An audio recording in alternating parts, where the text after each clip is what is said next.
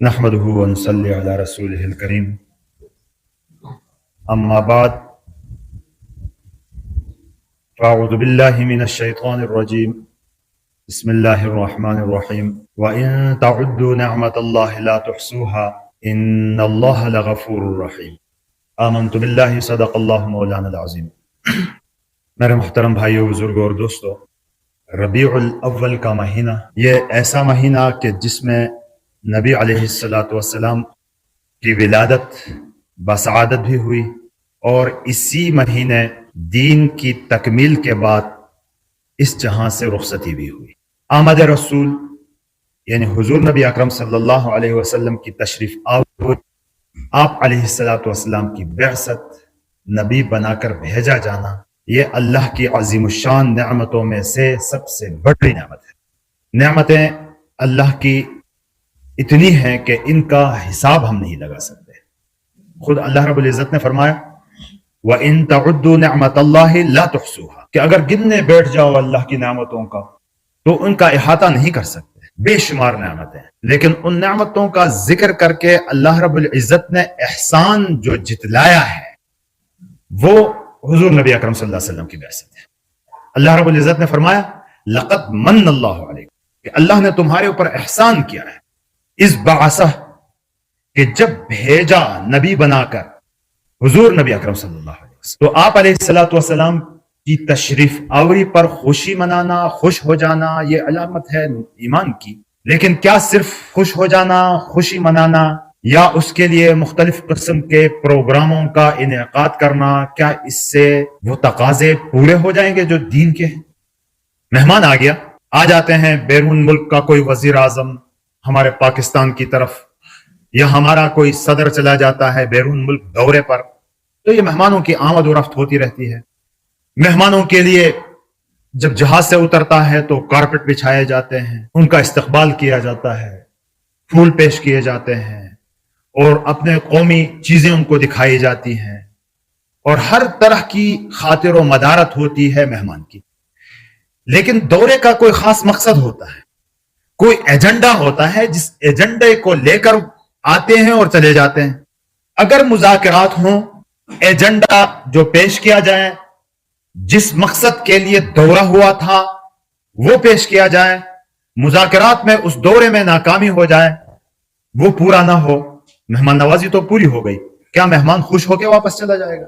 یا گھر کوئی مہمان آ جاتا ہے، وہ کسی خاص ایک کام کے لیے آیا ہوا ہو، آپ استقبال کے لیے جناب ہار بھی گلے میں ڈال دیں، پھول بھی پیش کریں، ہر قسم کی اس کی خاطر مدارات بھی ہو، لیکن جس کام کے لیے آیا وہ کام پورا نہ ہو تو مہمان خوش ہو کے چلا جائے گا۔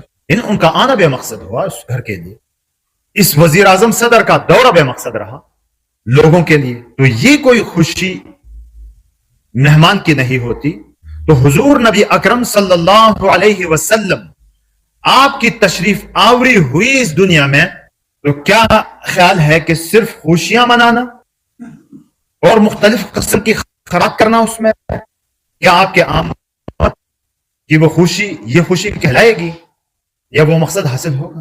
میرے محترم بھائیو، بزرگوں اور دوستو، آج ضرورت اس بات کی ہے کہ ہم اپنی نسل کو بتائیں، اپنے بال بچوں کو سمجھائیں، خود بھی سمجھیں کہ حضور صلی اللہ علیہ وسلم کیوں بھیجا ہے، آپ علیہ السلام کو اللہ رب العزت نے نبی بنا کر کیوں بھیجا تھا۔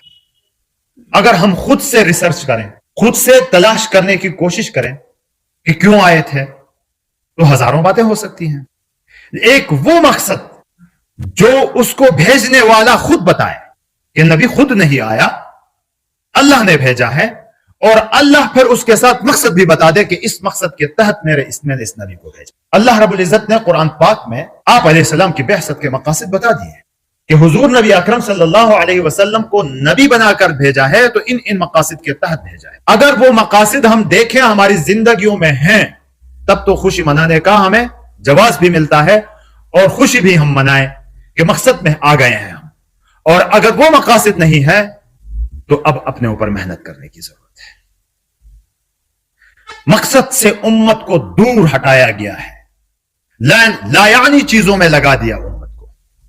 قرآن کہتا ہے، اللہ کہتا ہے قرآن میں کہ لقد من اللہ علیکم، کہ اللہ نے تمہارے اوپر احسان کیا، اس بعثہ، کہ جب اللہ نے بھیجا، فیکم نبی من انفسکم، تمہارے اندر تمہیں میں سے ایک نبی۔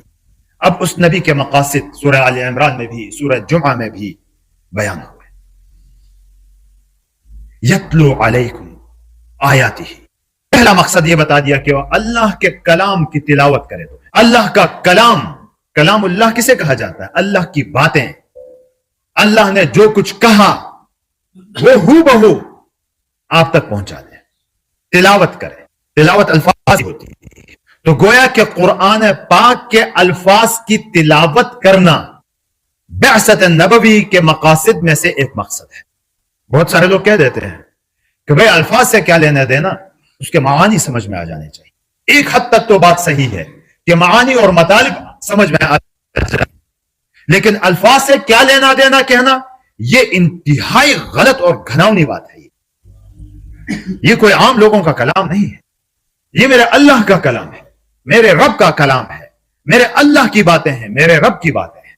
یہی تو وجہ ہے کہ اس کی تلاوت پر کم از کم 10 نیکیاں ہیں۔ قرآن کی جب ایک حرف 10 نیکیاں کم از کم، وضو ہو کر پڑھیں نیکیاں اور بڑھ جاتی ہیں، نماز میں پڑھیں نیکیاں اور بڑھ جاتی ہیں، جتنا اخلاص اس میں ہو نیکیاں اور بڑھ جاتی ہیں۔ ایک حرف پر کم از کم نیکیاں ہیں کہ 10 نیکیاں ایک حرف۔ الف لام کسی نے پڑھا، الف ایک، لام دوسرا، میم تیسرا، 3 حروف ہو گئے، کم از کم 30 نیکیاں اس میں مل گئی۔ اس لیے علماء فرماتے ہیں کہ یہ نامہ اعمال کو بھر دینے والی چیز اگر دنیا میں کوئی ہے تو وہ کلام اللہ کی تلاوت ہے۔ جو جتنی تلاوت کرتا ہے اتنے ہی نیکیاں بڑھ جاتی ہیں۔ اللہ کا کلام، اس کی تلاوت ہو، یہ کوئی معمولی بات نہیں ہوتی۔ اللہ کی باتیں میں اپنی زبان سے دہرا رہا ہوں، آپ تلاوت کر باتوں کو اپنی زبان سے دہرا رہے ہیں۔ کتنی مقدس وہ زبان ہے جہاں سے کہ اللہ کی باتیں اس زبان پر جاری ہیں۔ یہی وجہ ہے کہ اللہ نے فرمایا کہ ایسی محفلیں جہاں اللہ کے کلام کی باتیں ہو رہی ہوں، کلام کی تلاوت ہو رہی ہو، حفظتہم الملائکہ وغشیتہم الرحمہ، اس محفل میں فرشتے آ جاتے ہیں اور رحمت اس کو ڈھانک لیتی ہے۔ بابرکت ہے وہ گھر جہاں اللہ کے کلام کی تلاوت ہو رہی ہو۔ ان کی برکت یہ ہے کہ انسان اور اس گھر کے اندر نور آ جاتا ہے اللہ کی طرف سے، ان چہروں پر نور چھایا ہوا ہوتا ہے۔ پچھلے ادوار کو ہم جب دیکھتے ہیں تو قرآن کی تلاوت سے گھروں کے کاموں کا آغاز ہوتا تھا۔ وہ کہتے ہیں نا برکتیں اٹھ گئی ہیں، چیزیں زیادہ ہو گئی لیکن برکتیں اٹھ گئی ہیں۔ اس زمانے میں چیزیں کم ہوتی تھی، برکتیں زیادہ ہوتی، ایک کماتا تھا پورا گھرانہ کھاتا تھا۔ اب سارے کماتے ہیں، ضرورتیں پوری نہیں ہوتی۔ اور تلاوت کلام پاک کے بارے میں جس نے اپنے بچے کو ناظر قرآن سکھایا، پڑھایا، انتظام کیا، قیامت کے دن والدین کو تاج پہنا جائے، اعزاز ہوگا، عزت دی جائے گی، شرف دیا جائے گا۔ اور اس قرآن والے سے کہا جائے گا حافظ قرآن ہو کہ پڑھتا جا، جس طرح دنیا میں تو آرام سے قرآن کی تلاوت کرتا تھا اس طرح پڑھتا چلا جا اور جنت کے درجوں پہ اوپر چڑھتا چلا جا۔ حافظوں کو یہ نیت بھی کرنی چاہیے۔ تو ایک مقصد نبی علیہ الصلوۃ والسلام کے کلام بعثت کی کیا ہے؟ تلاوت کلام۔ تو آپ نے اپنے بچوں کو تلاوت کلام پاک کے لگا دیا، اپنے گھر والوں کو تلاوت کلام پاک پہ لگا دیا، تو اس کا مطلب ہے کہ نبی کی بعثت کے ایک مقصد کو ہم پورا کر رہے ہیں، اپنے گھر میں پورا کر رہے ہیں، اپنے بچوں سے پورا کروا رہے ہیں، خود پورا کر۔ دوسرا مقصد یتلو علیہم آیاتہ، ایک مقصد تو یہ بتا وَيُعَلِّمُهُمُ الْكِتَابَ وَالْحِکْمَةَ، کتاب اور حکمت ان کو سکھائے۔ تلاوت الگ سے ذکر کیا، کتاب سکھانا الگ سے ذکر کیا، یعنی اس کلام پاک کو اب سکھائیں کہ اس میں اللہ کے کیا کیا احکامات۔ اگر یہ صرف ترجمے سے حاصل ہوتا نا، صحابہ سارے عرب تھے، یہ قرآن جس ماحول میں نازل ہو رہا ہے وہ سب عرب تھے، ترجمہ سب کو آتا تھا، لیکن نبی کو بھیجا سکھانے کے لیے۔ کیوں؟ اس لیے کہ بغیر نبی کے، بغیر استاد کے یہ سمجھ میں آنا ناممکن ہے۔ قرآن میں کہا اقیموا الصلاۃ، نماز قائم کرو، کہاں لکھا ہے قرآن میں کہ کیسے قائم کرو اس کو؟ تو وہ نبی کی پھر وہ سکھانے سے آ جاتی ہے۔ زکات دو، کیسے دو، کب دو، کہاں دو، کس چیز پر دو، وہ نبی سکھائے گا۔ اسی طرح کے احکامات تو دیے قرآن نے، اور سکھانے کے لیے پھر کس کو بھیجا؟ نبی علیہ السلام کو بھیجا۔ تو قرآن کا حق بھی ہے اور نبی کی بعثت کا مقصد بھی ہے کہ ہم اس کلام کو یہ بھی سیکھیں کہ اس میں کیا کیا چیزیں ہیں۔ والحکمہ، حکمت اور دانائی بھی سکھائے۔ حکمت اور دانائی کیا چیز ہے؟ حکمت اور دانائی یہ ہے کہ جس چیز سے روکا جا رہا ہے اس سے رکے آدمی، جس چیز کو کرنے کا کہا جائے اسے کرے۔ یہ چیز کون سکھائے گا؟ نبی سکھائے۔ تو نبی کی بعثت میں سے، بعثت کے مقاصد میں سے ایک مقصد یہ ہے کہ کلام اللہ سکھائے، تلاوت کے بعد کلام اللہ سکھائے، اللہ نے جو نازل کیا ہے اس پر عمل کیسے کیا جائے، قرآن اس کا مطلب کیا ہے، اس کے اندر لکھا کیا ہے، اللہ کے احکامات اس میں کیا ہیں، یہ سکھائے۔ اگر ہم قرآن کو اس طرح سیکھ رہے ہیں کہ اس کے اندر میرے اللہ نے مجھے کیا حکم دیا ہے، میرے اللہ نے مجھے کس چیز سے روکا ہے، اس کو اگر سیکھ رہے ہیں، اپنے بچوں کو سیکھنے کا انتظام ان کے لیے کر رہے ہیں، بیوی بچوں کے لیے اس کا انتظام کر رہے ہیں، تو اس کا مطلب یہ ہوا کہ ہم نبی کو بھیجے جانے کے مقاصد میں سے ایک مقصد کو پورا کرنے میں لگے ہوئے ہیں۔ اگر ایسا نہیں ہے تو صرف خوشی منانے سے نبی کی خوشی صرف دکھاوا ہے۔ اگلا مقصد فرمایا وَيُزَكِّيهِمْ، ان کو پاک کر دے۔ پاک کرنے کا مقصد کیا ہے؟ کہ دل کو گندگیوں سے پاک کرنا، غلط افکار، غلط سوچوں سے پاک کرنا، غلط خیالات سے پاک کرنا، بغض حسد سے پاک کرنا، شرک کفر نفاق سے پاک کرنا، اور دوسروں کے بارے میں بدگمانیوں سے پاک کرنا۔ تزکیہ اسی کو کہا جاتا ہے۔ تزکیہ نفس نام ہے۔ یہ جو آج کل مشہور ہے پیری مریدی، ایک تو پیری مریدی کو بدنام کیا گیا ہے، باقاعدہ ڈانس ہوتے ہیں، یہ پیر ہے تو وہ گانا گا رہا ہے، وہ مرید ناچ رہے ہیں، وہ تو بکواس ہے، وہ تو دین کے ساتھ مذاق ہے۔ ایک ہوتا ہے پیری مریدی کا وہ سلسلہ جو ہمارے آباء و اجداد میں بھی تھا، ملا صاحب، پیر بابا وغیرہ بڑے اولیاء اللہ کے تھے۔ ان کی محفلوں میں جاتا، اپنی مرض اپنا بتاتا کہ میرے اندر بغض بھرا ہوا ہے، میرے اندر کینے کا مرض ہے، میرے اندر تکبر کا مرض ہے، میرے اندر ریاکاری کا مرض ہے۔ وہ علاج بتاتے تھے، پھر اس علاج کے مطابق وہ چلے کاٹتے تھے، پھر ان کی صفائی ہوتی تھی، تزکیہ ہو جاتا تھا۔ نبی علیہ الصلوۃ والسلام کی بعثت کا مقصد بھی تزکیہ ہے، لوگوں کے دلوں کی صفائی ہے۔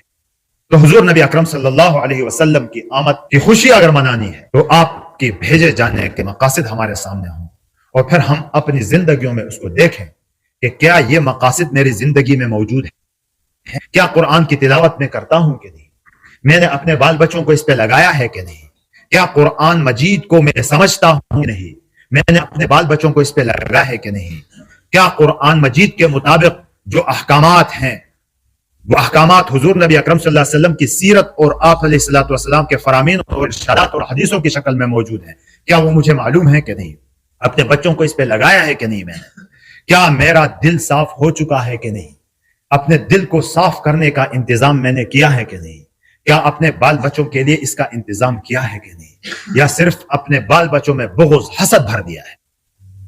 یہ بھی ایک بہت لمحہ فکریہ ہے کہ بال بچوں کے دلوں میں بغض اور حسد بھرا جاتا ہے ماں باپ کی طرف سے، ناسمجھی میں اپنے بھائی کی غیبت ہو رہی ہے اپنے بچے کے سامنے، اپنے چاچا کے خلاف، اپنے تایا کے خلاف غیبتیں ہو رہی ہیں اپنے بچوں کے سامنے۔ کیا مطلب ہے کہ ہم کوٹ کوٹ کے بغض اور حسد ان کے دلوں میں بھر رہے ہیں، بجائے محبت بانٹنے کے، بجائے ان کے دلوں میں نفرتوں کو ختم کرنے کے، بچپن ہی سے ان کے دل میں بغض بھر رہے ہیں۔ ایک بھائی کو اٹھایا جا رہا ہے کہ بھائی پڑھو ورنہ تمہارا یہ بھائی تم سے آگے نکلے گا، ابھی سے بغض کی تعلیم دی جا رہی ہے بچے، ابھی سے ان کو لڑایا جا رہا ہے۔ جب یہ بڑے ہو جاتے ہیں تو دل بھرا ہوا ہوتا ہے بغض اور حسد سے۔ چلو یہ ذیلی بات تھی۔ تو مقاصد نبوت، جب آپ علیہ السلام نے ان مقاصد کے تحت ایک ایسے معاشرے پر محنت کی جہاں کفر، گمراہی، زنا، ڈاکہ، چوری، نشہ، ساری چیزیں بھری ہوئی تھی، ایسے معاشرے پر محنت کی ہے نبی علیہ السلام۔ ایک دوسرے کے خون کے پیاسے تھے، کسی کی گردن اڑا کر فخر کرتے تھے، ڈاکہ ڈال کر فخر کرتے تھے، جس نے جتنا زیادہ زنا کیا وہ اس کو فخر سے بیان کرتا، شراب عام، نشہ عام۔ ایسے معاشرے پر جب نبی علیہ الصلوۃ والسلام نے اپنے ان مقاصد کے تحت محنت کی تو ایک ایسا مزکہ پاکیزہ معاشرہ سامنے آیا کہ اس کی مثال دے دی گئی دنیا۔ اور پھر اللہ نے فرمایا کہ رضی اللہ عنہم ورضوا عنہ، اب یہ صحابہ ایسے بن گیا کہ اللہ ان سے راضی ہے اور یہ اللہ سے راضی ہے۔ اور پھر یہ ہمیں کہا گیا، قیامت تک آنے والے انسانوں سے کہا گیا کہ ان صحابہ کی طرح کا تمہارا ایمان ہوگا تو قبول ہوگا، اگر ان صحابہ کی طرح کا ایمان نہیں ہوگا تو قبول نہیں ہوگا۔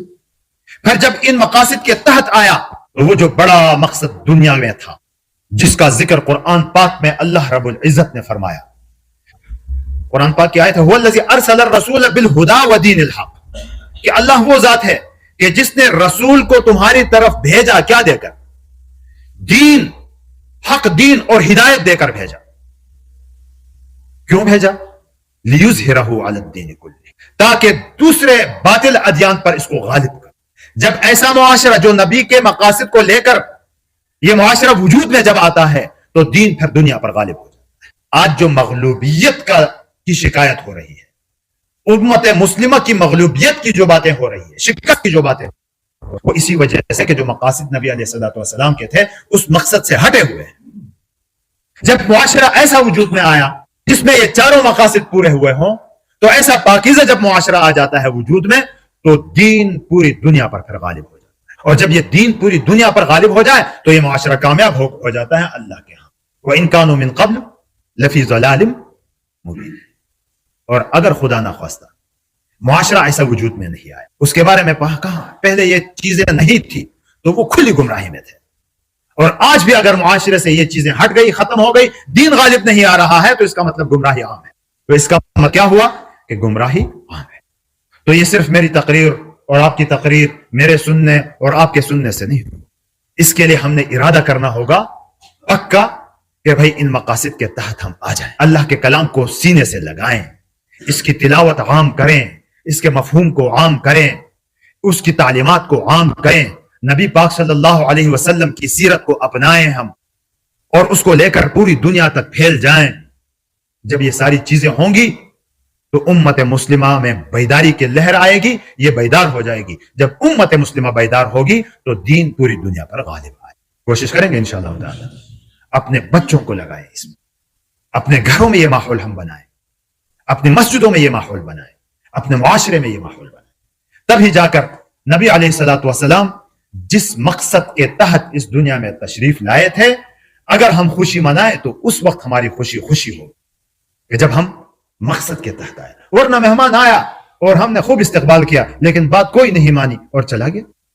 نبی آیا مقاصد لے کر، ہم نے خوشیاں منائی، دو لہسومہ کیا، 12ویں اور بھی بہت ساری خوشیاں منائی، لیکن جو جس مقصد کے لیے آیا تھا اس مقصد کی طرف کوئی دھیان ہی نہیں دیا، اس کا خیال ہی نہیں رکھا، تو پھر ہم اللہ معاف فرمائے خسارے میں ہیں اور پھر نقصان میں ہیں۔ اللہ تبارک و تعالی عافیت کے ساتھ نبی علیہ الصلوۃ والسلام کی سیرت کے مطابق عمل کرنے کی ہمیں توفیق نصیب فرمائے۔